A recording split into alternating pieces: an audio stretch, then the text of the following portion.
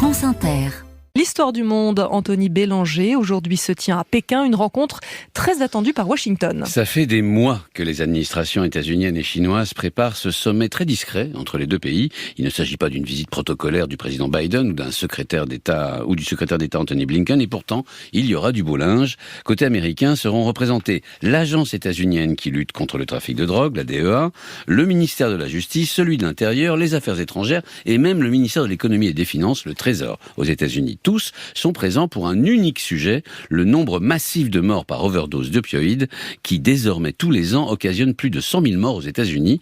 Pour Washington, c'est un sujet extrêmement sensible et un problème de santé publique dont on a du mal à voir la fin. Mais pourquoi organiser une rencontre sur ce sujet avec la Chine ? Pourquoi cet interlocuteur ? Bon, d'abord parce jusqu'en 2019, un certain nombre d'entreprises chinoises exportaient illégalement et massivement aux États-Unis le fentanyl, un médicament très utile dans le cas de douleurs sévères, mais détourné et utilisée comme drogue de rue très très addictive. Cette année-là, elle a décidé de sévir. En quelques mois, les douanes américaines ont pu constater une chute vertigineuse des saisies en provenance de Chine, c'est dire l'efficacité avec laquelle la Chine peut agir quand elle le juge nécessaire.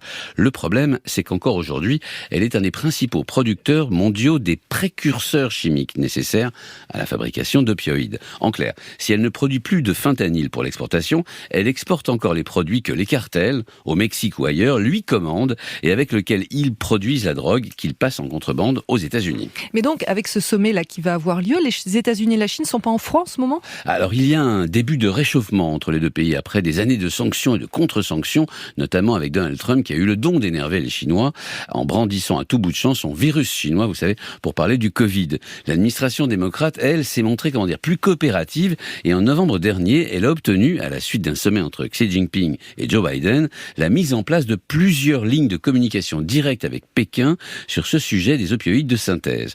Dans le mois qui a suivi, la Chine a fermé des comptes à l'étranger et a fait fermer des entreprises chimiques douteuses et immédiatement les douanes états-uniennes ont pu constater un ralentissement de la contrebande de fentanyl, le produit phare de ce trafic. Le fentanyl, est-ce que vous pouvez nous donner une idée de sa dangerosité ? Il est 100 fois plus puissant que la morphine et responsable de 90% des 113 000 morts par overdose constatées aux États-Unis l'an dernier. En tout, 800 000 Américains en sont morts en 25 ans et 1 million d'autres devraient décéder d'ici la fin de la décennie.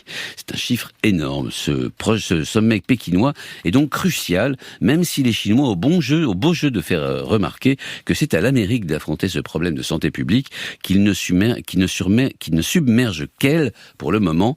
90 à 95% des overdoses par opioïdes dans le monde ont eu lieu l'année dernière aux États-Unis. Anthony Bélanger pour l'histoire du monde.